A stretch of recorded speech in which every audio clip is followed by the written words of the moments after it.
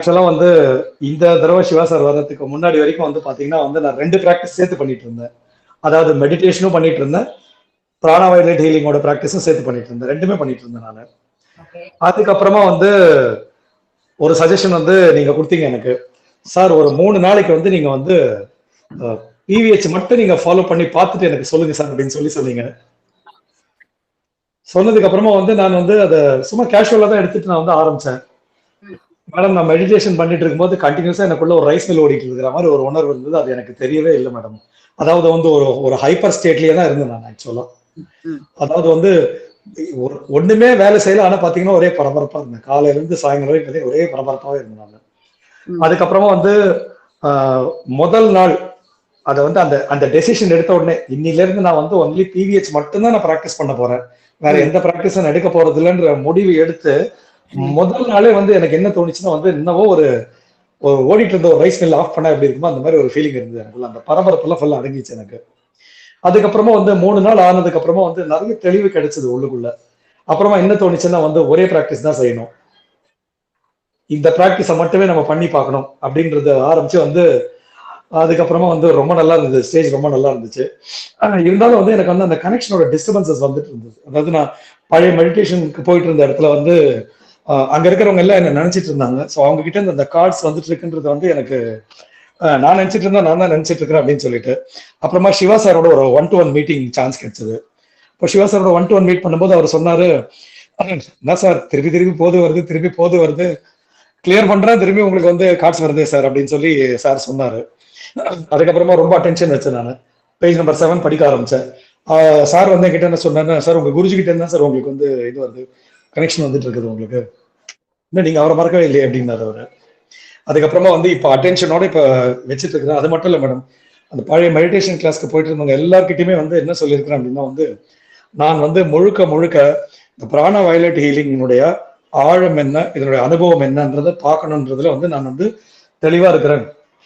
அந்த ஒரு உணர்வோட தான் வந்து இப்ப நான் டிராவல் பண்ணிட்டு இருக்கிறேன்றத தைரியமா என்னால சொல்ல முடிஞ்சது. ஃபர்ஸ்ட் ஆஃப் ஆல் அதுக்கு முன்னாடிலாம் ஒரு குற்ற உணர்வு இருக்கும். ஏதாவது ஒண்ணு விட்டுட்டோம் அப்படின்னு சொன்னா வந்து என்னவோ நம்ம ஒரு தப்பு பண்ணிட்டு ஒரு இடத்த விட்டுட்டு இன்னொரு இடத்துக்கு வரும்ன்ற மாதிரி ஒரு எண்ணம் இருக்கும். அதெல்லாம் போயிடுது. இப்ப அந்த ஃபீலிங்ஸ் எல்லாம் போயிட்டு வந்து ஒரு நல்ல தெளிவை என்னால ஃபீல் பண்ண முடியுது. இப்போ என்ன வருது அப்படின்னா வந்து நம்ம எவ்வளவு கூட முடியுமோ அவ்வளவு கூட வந்து நம்ம வந்து பிராக்டிஸ் வந்து இந்த பிராக்டிஸை நம்ம ஆழப்படுத்தணும். அப்புறமா வந்து நீங்க உங்களுடைய யூடியூப் வீடியோ கேட்டேன் மேடம், இந்த டிவைன் ஃபயரோட யூடியூப் வீடியோ கேட்டேன் நாங்க.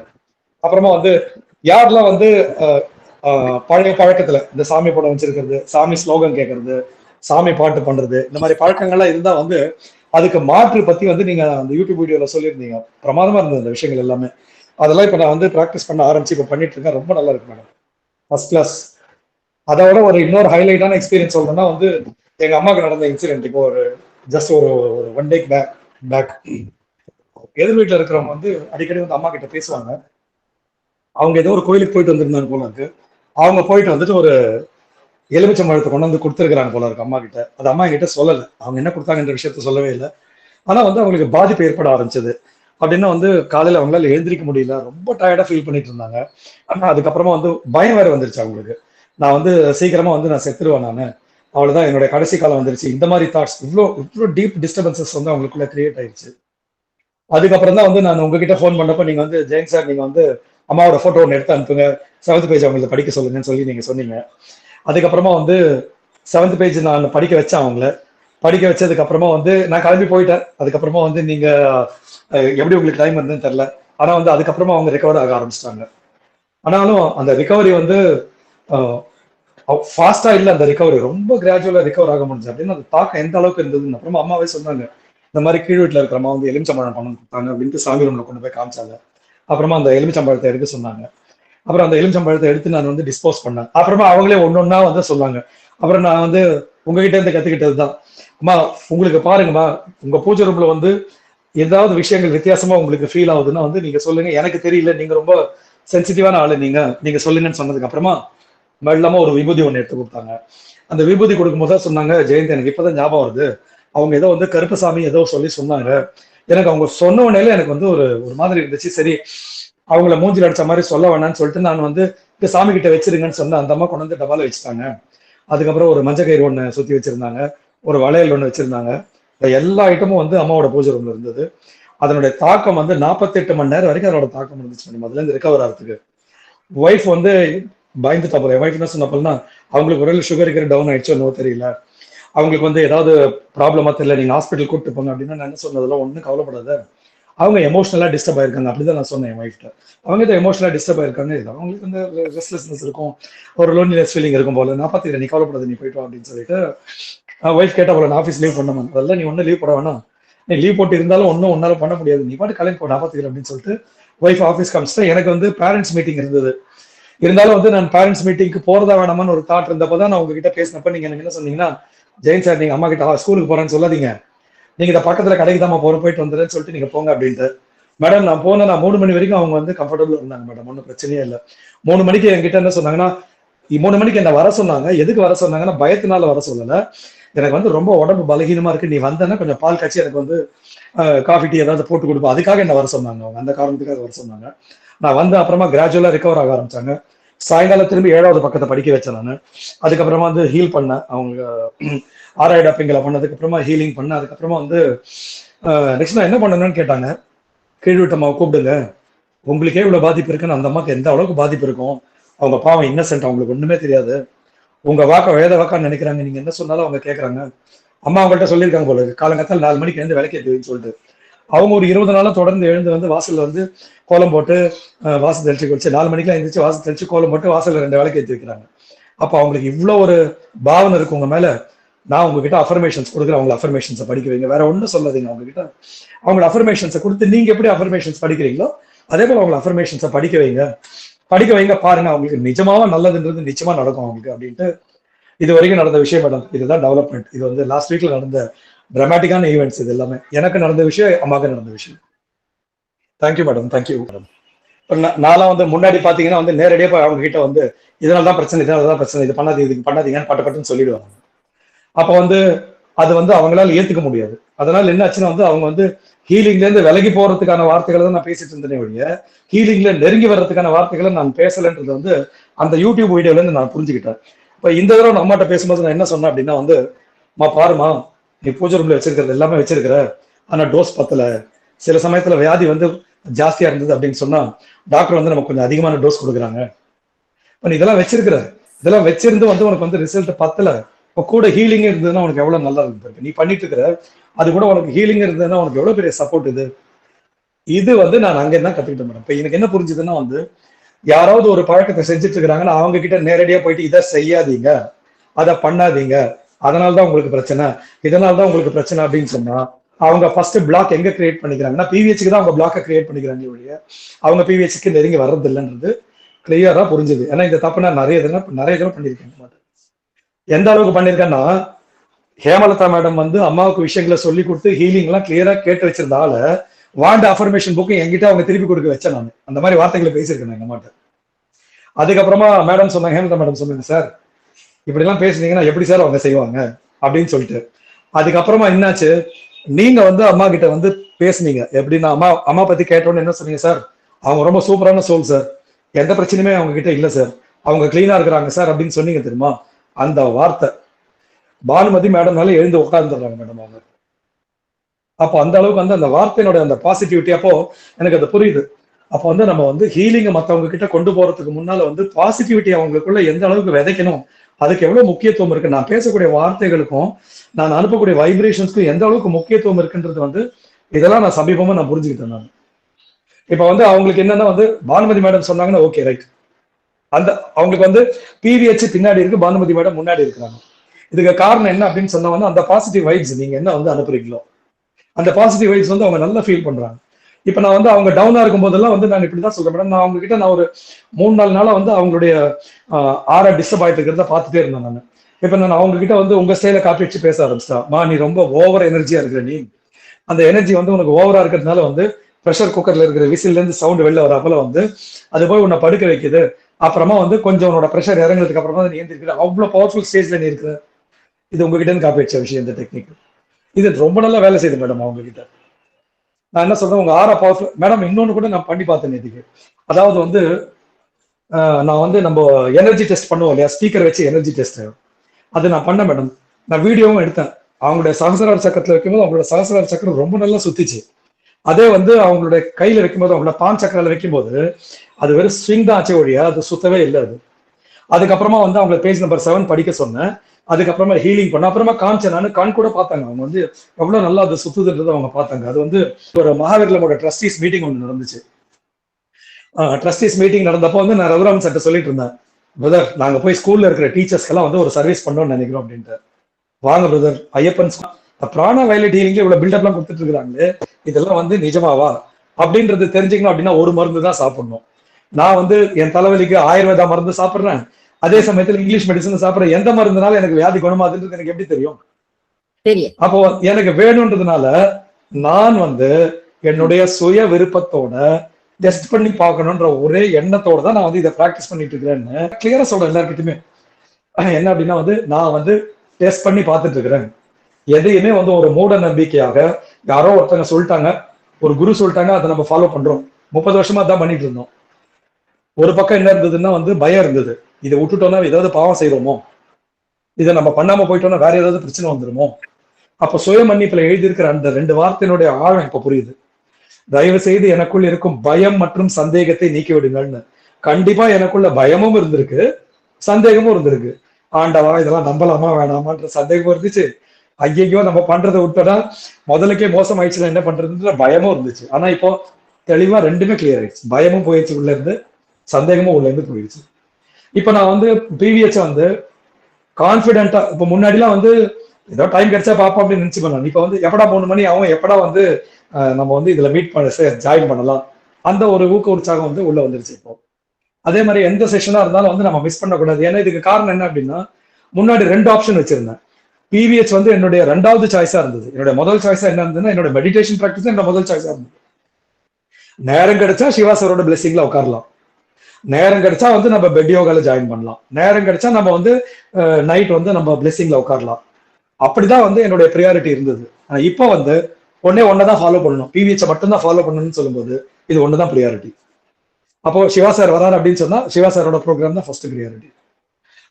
நமக்கு வந்து கூகுள் மீட் நடக்குதுன்னா அப்ப கூகுள் மீட் எக்ஸ்பீரியன்ஸ் ஷேரிங், யாராவது அவங்களோட அனுபவத்தை ஷேர் பண்றாங்க.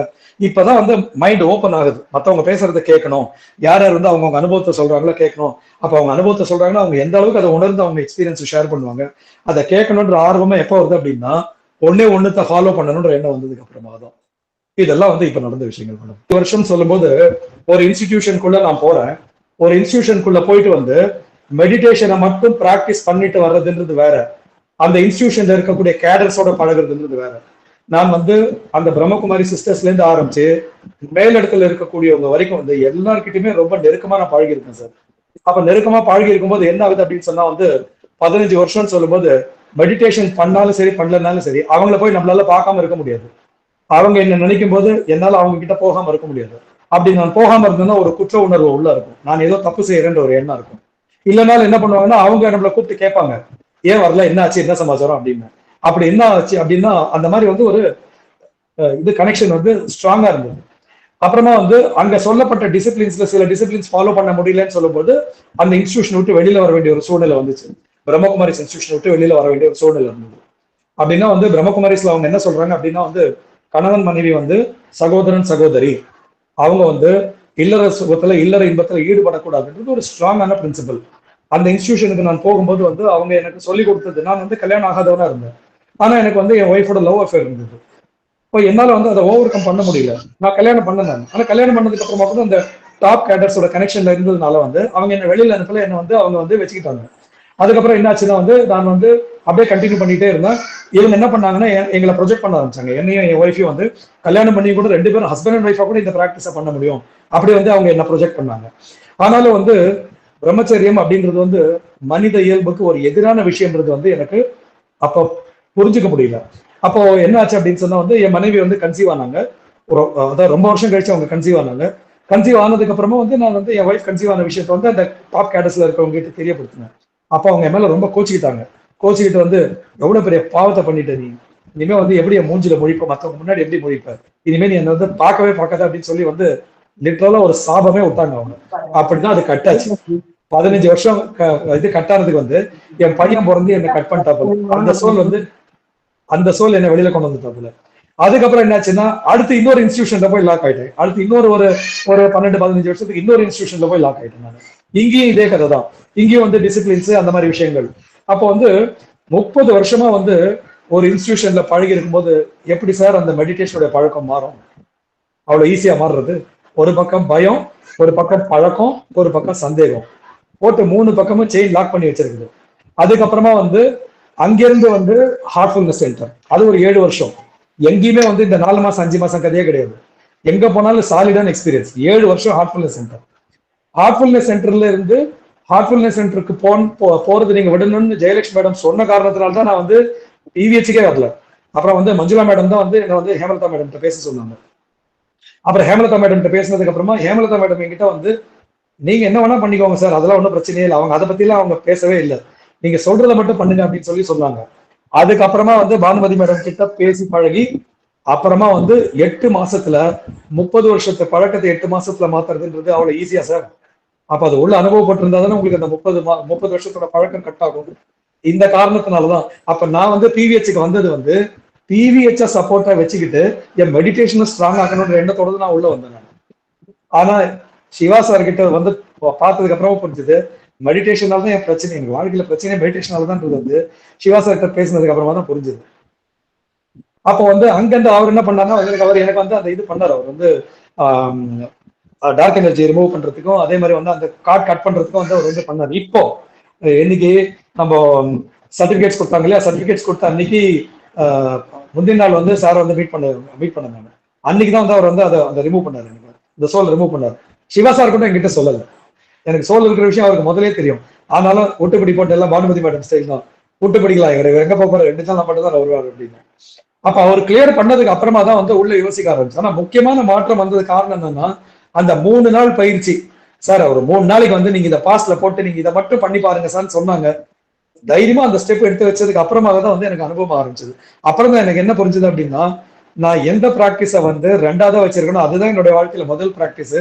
நான் எதை வந்து முக்கியமா 30 வருஷமா நினைச்சிட்டு இருந்தேனோ அதனாலதான் நான் வீணா போன விஷயமே வந்து எனக்கு இப்பதான் சார் புரிஞ்சுது. எனக்கு வந்து நம்மளால மாத்த முடியலன்றதுக்கு இன்னொரு விஷயம் கூட ஷேர் பண்ணோம். இப்போ காலையில வந்து இந்த 3-3:30 மணிக்கெல்லாம் எந்திரிச்சு பழக்கம் ஆயிடுச்சு. இது 30 வருஷத்தோட பழக்கம். இப்போ என்ன ஆகுதுன்னா இப்போ ஆட்டோமேட்டிக்கா அந்த 3:30 மணி ஆச்சுன்னா மொழிப்பு வந்துருது. ஆனா வந்து சார் வந்து பெரும்பாக்கத்துல வந்து சொன்னாரு, சார் மெடிடேஷன் உட்காந்து என்ன சார் இதுல சொன்னாரு, நம்ம சர்டிபிகேட் கொடுக்குற ப்ரோக்ராம்ல மெடிடேஷன் உட்காருங்க, மோட்சம் இப்ப நான் கொடுக்கறதுக்கு ரெடி சார், யாருக்கெல்லாம் மோட்சம் வேணும்னு சொல்லி கேட்டாரு. அப்போ மெடிடேஷன் உட்கார்றதுல ஒரு பிரயோஜனமும் இல்லை. இப்போ நான் எழுந்து பழக்கமாயி போச்சு. இப்ப என்ன பண்றது?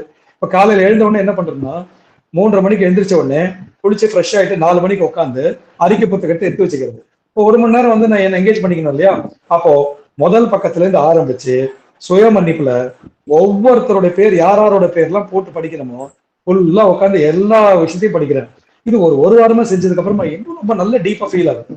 முன்னாடிலாம் வெறும் 1வது பக்கம் 7வது பக்கம் மட்டும்தான் போட்டு படிப்போம். அதுக்கப்புறமா மத்ததுக்கு வந்து அவ்வளவு முக்கியத்துவம் கொடுக்க மாட்டோம். ஆனா இப்ப என்ன ஆகுதுன்னா வந்து மன்னிப்பறிக்கை படிக்க மனசுல ஆட்டோமேட்டிக்கா வருது, இவங்க விட்டு போச்சுன்னு சொல்லிட்டு என்னுடைய ஆத்மா வந்து எனக்கு ஆளை காட்டி கொடுக்குது. இப்ப அவங்க பேர்லாம் நான் குறிச்சு எழுதி வச்சுக்கிறேன். ஹேமலதா மேடம் கூட போனதுல கேட்டாங்க, என்ன சார் பெரிய லிஸ்டா எழுதி வச்சிருக்கீங்க மளிகை லிஸ்ட் மாதிரி அப்படின்னு சொல்லிட்டு வருது, ஞாபகத்துக்கு வருது. இப்ப என்ன ஆகுதுன்னா அந்த 1 மணி நேரம் வந்து ரொம்ப நல்ல யூஸ்ஃபுல்லா போயிட்டு இருக்கு. கம்ப்ளீட்டா வந்து நல்லா மனசு லயிச்சு சுய மன்னிப்பேன். அந்த சமயத்துல செய்யறதுக்கு வேற வேலை ஒண்ணுமே கிடையாது. எழுந்து பழக்கம் ஆயிப்போச்சு, மெடிடேஷன் பண்ணி பழக்கம் ஆயிப்போச்சு. அதனால இப்ப என்ன பண்றேன்னா முழுக்க சுய மன்னிப்பு ஃபுல்லா படிக்கிறேன். அதே போல வந்து இதுவும் நம்ம ஆன்மீக அறிக்கையும் படிக்கிறேன். அது மட்டும் கிடையாது, இப்போ பிரம்மகுமாரிஸ்லயும் சரி, அதே சமயத்துல இந்த மெடிடேஷன் கிளாஸஸ்ல எல்லாம் ஒரு ஸ்பிரிச்சுவல் கிளாஸ்னு ஒண்ணு நடக்கும். ஒரு மணி நேரத்துக்கு வந்து அவங்க என்ன பண்ணுவாங்கன்னா வந்து அவங்க லெக்சர்ஸ் எல்லாம் பண்ணுவாங்க. இப்ப இது கேட்டு பழக்கம் ஆயிப்போச்சு.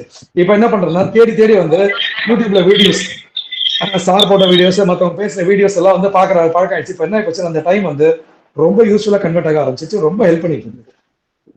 இது இப்படி வந்து நான் என்ன பண்ணிருக்கேன், அதை வந்து சேஞ்ச் பண்ணிட்டு இருக்கேன். நான் அதே டைம் தான் அந்த விடிகாலையில சீக்கிரமா எழுந்திருக்கிறேன். ஆனா அந்த நேரத்தை எங்க கொடுக்குறேன் அப்படின்னா என்னுடைய முன்னேற்றத்துக்கு வந்து நான் பிவிஹெச் உடைய அஃபர்மேஷன்ஸ் படிக்கிறது, பிவிஹெச் சம்பந்தப்பட்ட விஷயங்களை படிக்கிறது, பிவிஹெச் சம்பந்தப்பட்ட யூடியூப் வீடியோஸை பாக்குறது. இப்படி காலையில ஒரு 1.5 மணி நேரம் ஸ்பெண்ட் பண்ணும்போது என்ன ஆகுதுன்னா மார்னிங்கே ரொம்ப நல்லா ஆயிடும். பாட்டு கேட்கறதா இருந்தாலும் வந்து பிவிஹெச்சோட சாங்ஸ் கேட்கறது, படிக்கிறதா இருந்தா பிவிஹெச்சோட அஃபர்மேஷன்ஸ் படிக்கிறது.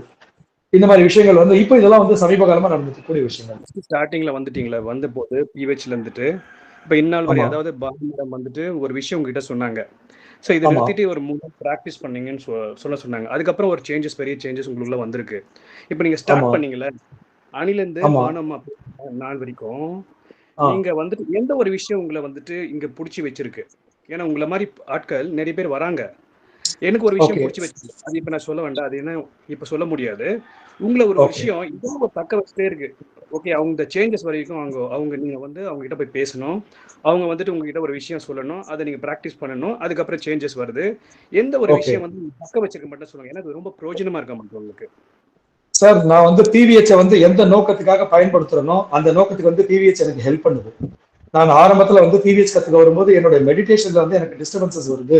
அப்ப என்னுடைய மெடிடேஷன்ல டிஸ்டர்பன்ஸ் இல்லாம நான் வந்து என்னோட மெடிடேஷன் பண்ணணும்ன்ற குறிக்கோளை வச்சுக்கிட்டு நான் பிவிஹெச் ஃபாலோ பண்ணேன். குறிக்கோளுக்கு எனக்கு ஹெல்ப் பண்ணுச்சு. ஏன் அப்படின்னா, நான் வந்து மெடிடேஷன் எப்படி ப்ராக்டிஸ் பண்ணேன்னா, எடுத்த உடனே காலையில் எழுந்திருப்பேன். எழுந்திரிச்ச உடனே வந்து சுயமன்னிப்பு படிப்பேன், 7வது பக்கத்தை படிப்பேன், டார்க் எனர்ஜி சாங் கேட்பேன். நான் டார்க் எனர்ஜி சாங் கேட்டதுக்கு அப்புறம் மெடிடேஷன் உட்காரேன். டிஸ்டர்பன்ஸே இருக்காது, க்ளீனா இருக்கும். அப்போ எனக்கு என்ன தோணுச்சு அப்படின்னா, அது சைக்கிளுக்கு 2 வீல் மாதிரி.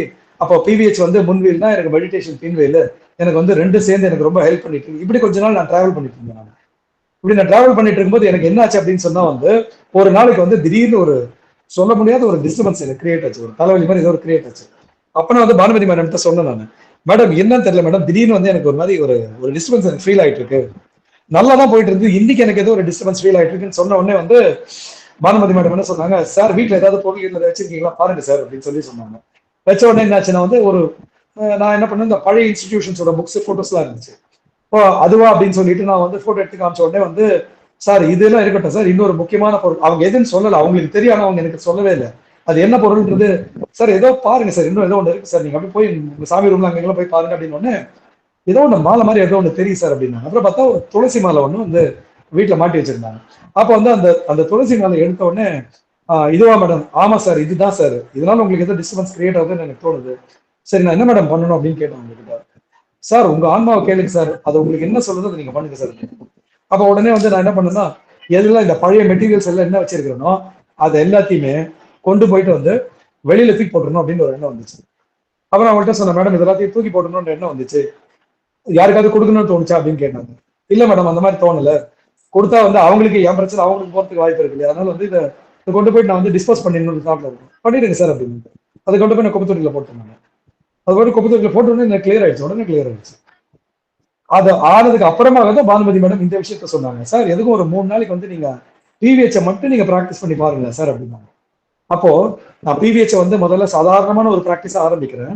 அப்ப இந்த பிராக்டிஸை பண்ண பண்ண பண்ண வந்து எனக்குள்ள வந்து என்னுடைய சென்சிட்டிவ் நேச்சர் வந்து நல்ல தீவிரமாகுது. நான் ரொம்ப நல்ல சென்சிட்டிவ் ஆகுறேன். நான் நல்ல சென்சிட்டிவ் ஆகும்போது வந்து எனக்கு டிஸ்டர்பன்சஸ் கிரியேட் ஆக ஆரம்பிக்குது. அப்ப டிஸ்டர்பன்ஸ் கிரியேட் ஆகும்போது வந்து ஹையர் கேடர்ஸ்ல யார் இருக்கிறாங்களோ, ஹேமலதா மேடமோ பானுமதி மேடமோ, அவங்க கிட்ட வந்து நான் பேசுறேன். நான் மேடம் இந்த மாதிரி ஒரு டிஸ்டர்பன்ஸ் கிரியேட் ஆகுதுன்னு சொல்லும் போது வந்து அவங்க நேரடியா பட்டு என்கிட்ட விஷயத்த சொல்றது இல்லை. அவங்க இன்டைரக்டா எனக்கு என்ன பண்றாங்கன்னா வந்து அதை உணர்த்துறாங்க. ஏதாவது செக் பண்ணி பாருங்க அப்படின்னு சொல்லிட்டு அப்ப என்ன பண்றாங்கன்னா, எனக்குள்ள இருக்கக்கூடிய சென்சிட்டிவிட்டியை வந்து நான் உணர்றதுக்கு வந்து அவங்க எனக்கு வந்து கைட் பண்றாங்க. அதாவது சைக்கிள் ஓட்டுறால வந்து பிடிச்சி கூட்டு போற போல. அப்ப வந்து அவங்க சொல்லும் போது அப்ப இப்ப என்ன ஆகுதுன்னா வந்து இப்ப நான் வந்து கொஞ்சம் கொஞ்சமா நான் சென்ஸ் பண்ண ஆரம்பிக்கிறேன். அப்ப இது போல வந்து எனக்கு புக்ல இருந்து வர மாதிரி இருக்கு அப்படின்னு சொன்னா, அப்ப என்ன சார்ந்தவங்க யாராவது நினைச்சா கூட எனக்கு டிஸ்டர்பன்சஸ் கிரியேட் ஆகும் இல்லையா அப்படின்னு சொல்லிட்டு இந்த 3 நாள் அவங்க சொன்னோன்னே என்ன ஆகுதுன்னா, பானுமதி மேடம் என்கிட்ட அந்த பாயிண்ட சொல்லும் போது நான் ரொம்ப சென்சிட்டிவா இருக்கேன்றது எனக்கு புரிஞ்சிருச்சு. அப்ப அவங்க சொன்ன உடனே நான் அதை ஃபாலோ பண்ண என்னாச்சுன்னா, என்னவோ வந்து ஒரு ரைஸ் மில் ஓடிட்டு இருந்தது உடம்புல நின்ன மாதிரி ஒரு ஃபீலிங் இருந்தது. அது வரைக்கும் நான் என்ன நினைச்சிட்டு இருந்தேன்னா, எனக்குள்ள வந்து ரொம்ப எனர்ஜி இருக்குன்னு நான் நினைச்சிட்டு இருந்தேன். ஆனா வந்து என் ஆரா ரொம்ப வீக்கா இருக்குன்றது எனக்கு புரியவே இல்லை. என் ஆரா வீக்கா இருக்கு, அதனாலதான் எனக்கு அந்த அந்த ரெஸ்ட்லெஸ்னஸ் எனக்கு அந்த ரெஸ்ட்லெஸ்னஸ்ன்றது எனக்கு ஃபீல் ஆகல. அதை நான் எனர்ஜியா வந்து நான் வந்து மிஸ் அண்டர்ஸ்டாண்ட் பண்ணிட்டு இருந்தேன்.